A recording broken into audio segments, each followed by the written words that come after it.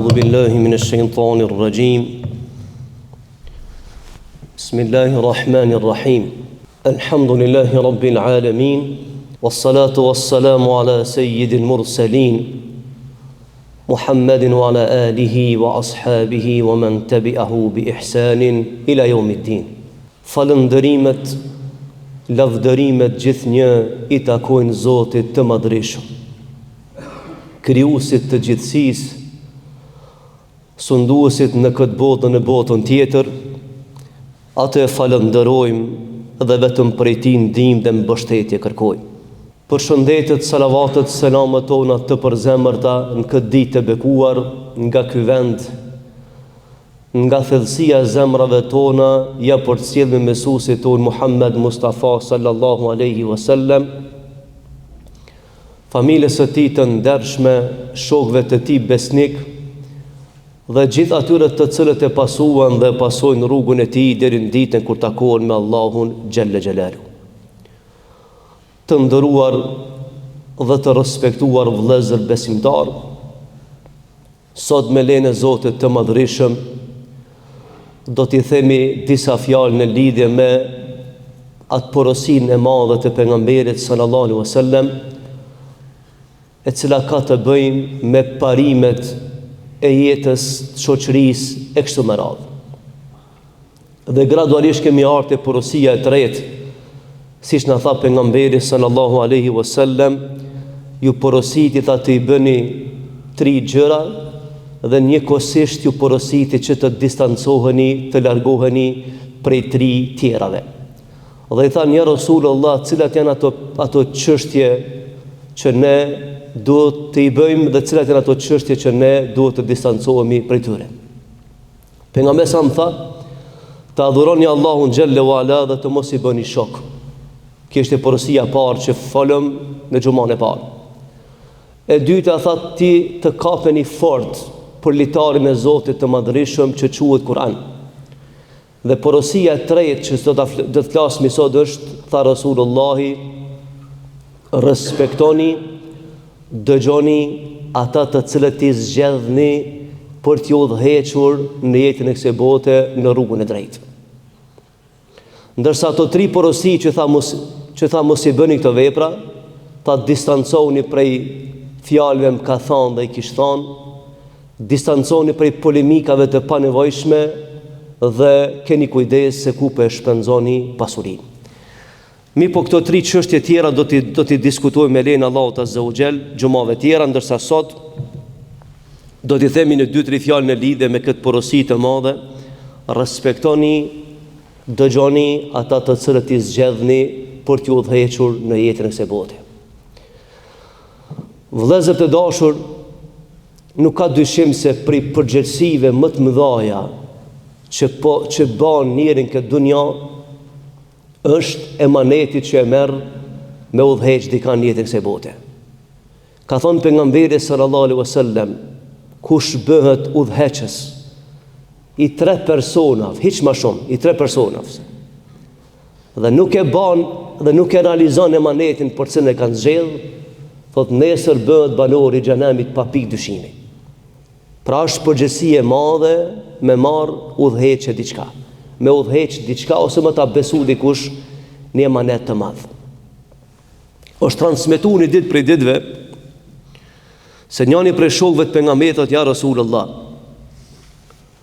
thot aja që po zbret në Kur'an, thot po e shohmi dhe ti po na I shpjegon. Mirë po thot, a ka mundësi më na tregu diçka, çka kanë përmbajt librat e mëparshme dhe çka kanë përmbajt suhufet e Musait, Ibrahimit e kështu me radhë.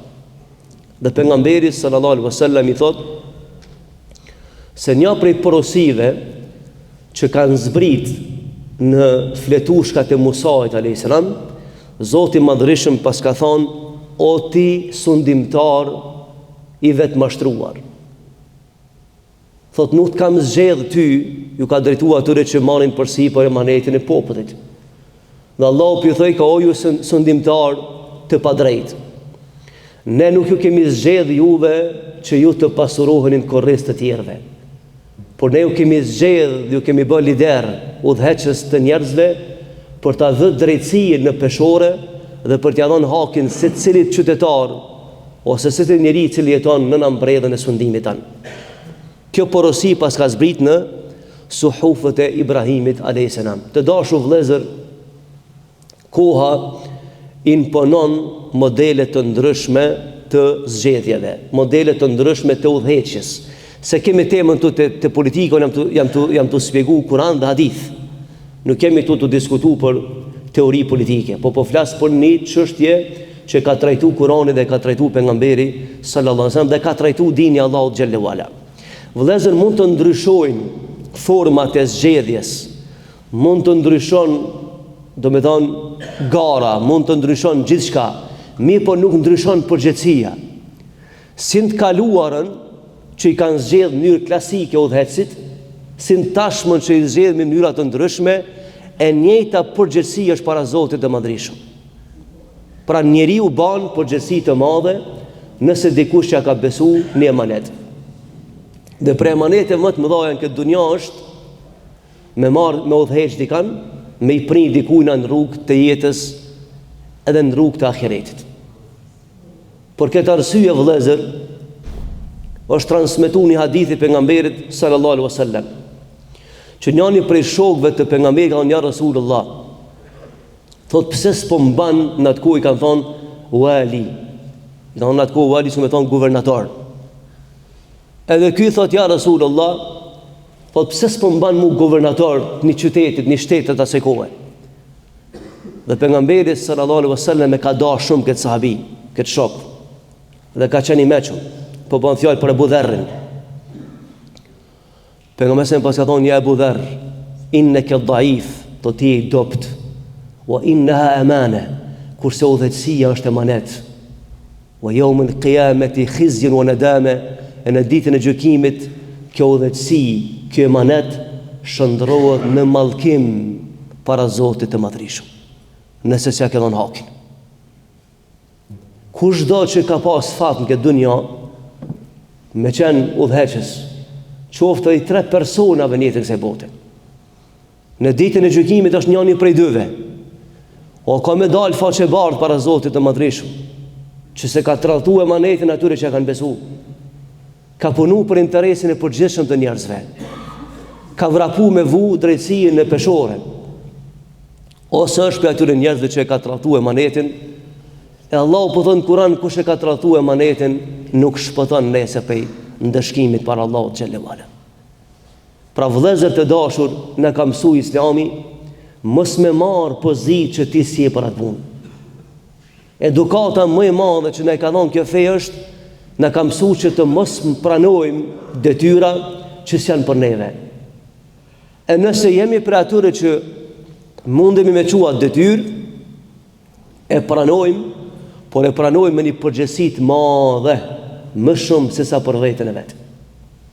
Që po ja tham një shembull vëllezër, qysh e kanë kuptuar shokët e pejgamberit çështjen e udhëheqjes. E di pse? Sepse në këtë kohën tonë është interesant kjo punë. Kjo demokracia vëllezër, begi ka prish balanca në shoqëri, nuk po flas veç te na, në këtë botën. Pse? Se në demokraci ka bërë të barabartë të dishmit me të padishmit, të ndershmit me të pandershmit. Demokracia i bën barabartë, e që s'janë barabartë. S'janë barabartë njerëz këtë dunjë. Por ja që sistemi i bën të barabartë, e tash shohmi gjithçka si popull ankohemi. Ankohemi për padrejtësive të mëdha që ne i bën politika. Të fillu prej fëmijëve në djepe, dejte, plakjet janë komi. Prej vendimeve, gjyqeve, kujdishka, politikave që mund t'i ban udhëheqësia. Pastaj ankohemi se dikush për ne kesh përdor emanetin, dikush për ne kesh përdor pasurinë, dikush po pasurohet kurrizin tonë. Ankohemi ketë. Pa dyshim, kjo është fakt, ankohemi. Nëse se në shtet ankohen qytetarët. E tash kështu që kanë kuptuar përgjithësinë shokët e pejgamberit sallallahu alaihi wasallam. Njëri prej tyre ka qenë Omeri radhiyallahu anhu, të dy Omerat, edhe i parë dhe i dyti. Vëllezër, transmetohet se kur kanë shku njerëzit me bisedu me khalifën, mu anku për çështjet punt, drejtat e tyre. Në të kohë i kanë dhez lampat. S'kan pas rrymë si sot, po i kanë dhez lampat. Edhe khalifja ka dhez lampën vetë. E ka unë në foni çfarë halli keni? Kur ka përfundu biseda mes tyne se i përket çështjes që kanë pas, khalifja e ka shkrym lampën e shtetit, e ka kall lampën e vetë. E i ka thonë njëni për jetën e prezent, ka thonë, po pse e kallën një herë këta, e pastaj e shkrym edhe dhezë tjetën, çka ka thot dallim kjo për këta, për kësajna. Dhe khalifja thot e diko dallimi. Thot që kjo është emanet i poplit. E na kem të diskutu për popull dhe në dheza drite, se poplit ka pagu këta. E kur e ndalëm bisedën për interes të popullit, folëm për interesin ton, e dheza lampën tem personale, që mos të inë hak poplit. Deri këtu e kam pas frikë Allahun xhellewala. Deri te drita në shtëpi e kanë pas frikë Allahun xhellewala. E dini vëllezër që Omeri par ka dalë një ditë në treg. Edhe kur ka dalë në treg, e ka pa një deve të madhe të çnosh. Edhe i ka pyet tregtarët, ka thonë kunaqe e deve. Ai ka thonë njëri për tregtarëve, o i halife, ajo deve është e djalit tan. E djalit tem, thot po. Ku ma thot djali jem? Pere ka, vjen ai djali vet, i ban gjyq publik vëllezër. Në treg, thot urdhno, kallëzoj të njerëzve pse deva jote është e trash. Pse këto i kanë devat e holla ti ki trasha, pse? Edhe ai thot e ku më ushqy o i halife. Thot e pse devat e këtu në ku janë ushqy? Edhe jep urdhë Omeri, i thot preje devën edhe shpërndoj fukarave. S'munësh me punë shpiti këtë devë. Thot se ti ke bohile. E ke përdor emrin tem si prind që jam khalife, edhe ke kullo devën, i ke ba padresi tjerve. Thot s'ka me prun këtë devën shpi. E kanë prej në treg dhe e kanë da fukarave. E pastaj kur pjo themi njerëzve se Islamin e ka dhonë shembullin më të mirë të leadershipit. Unë po e thjeshtoj të tema sepse na ndëgjojnë shumë njerëz, po flas në aspektin politik. Po e thjeshtoj me kuptu temën. Kur pjo themi njerëzve se ai i cili kalon në për universitet të Islamit, ai i cili kalon në për rreshtat e Kuranit, ai bëhet lider, edhe i drejt, edhe i guximshëm, edhe e ma emanetin Allahu xhallahu ala. Ai i cili s'ka emanet në Allahun, çka më ta majtë emanetin tan. Ai që s'ka frikë Allahut, çka emanetin tan.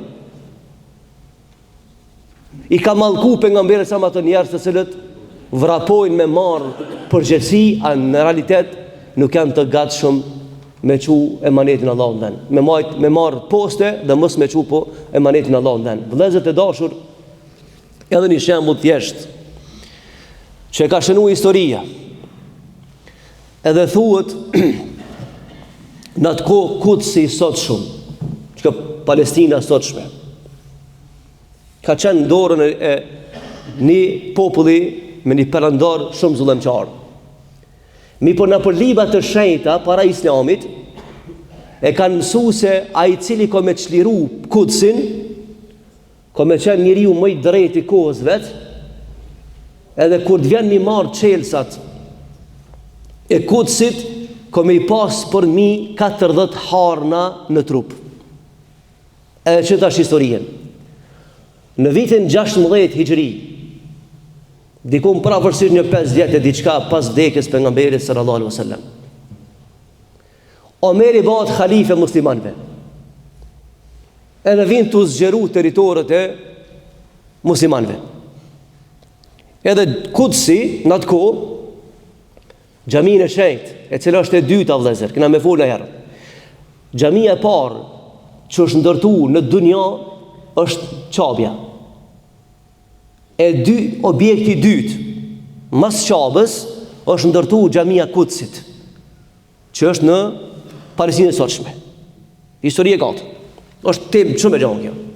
E tash, u pushtu shumë herë për zullumçarëve, derisa në kohën e Omerit e kanë shëndru në ahër të kafshëve.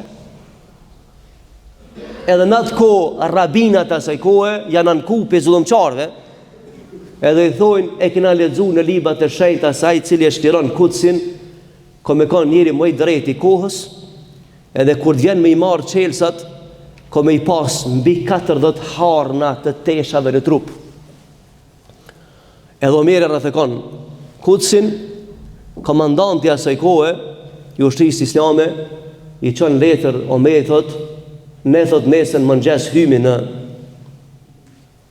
në Kuds, me lejnë Allahut azza wa jall, thot po, të banorët e Kudsit kanë kërku që me ardh ti. Edhe ky vjen në lidhja, natën, mërin në ushtri. Kur të mërin atje të baza, që ka në dhejtë ushtriën, i thot komandanti asaj kohë e ushtrijës, të toj khalife, po pse ke arë me këto tesha, kështu këtë shko qëta? Thot e di çfarë emni kiti? Thot ku të shofim ty kanë më të kesh njerëzt. Ky thot po në qështu jetoj në shpi. Ani pse me khalife. Edhe esme muka, kur shkojnë Kuds të dashur vëllezër, rabinja asaj kohe, pej distance, e vrenë që kjo është khalifja muslimanëve, çaj drejti që ka me pushtu Kudsin. Edhe afrohet khalifja, i thot, ti e khalifja, thot po. Thot nalti një harnat në trup. Thot pse, çka ka lidhe tesha me mu tasht? E di thot pse du të më ti një harnat? Thot se e kena mësu në kohën e Musait, sa i cili do ta shtiron Kudsin. E do jep shembullin më të mirë të drejtësisë, kur vjen me i marë qelsat, ka mi pas mbi 40 harna në trupin e vetë. Edhe ja një rabini, e i thot, ju takon me sundu dënjan. Juve si musliman që ja keni frikë Allahut, ku t'ja kemi frikë Allahut, na do të sundojmë botën. Edhe pa dyshim se do të vjen dita që ka thonë pejgamberi sallallahu alaihi wasallam, se nuk bëhet kiameti pa ardhë dhe vërtetën në vend.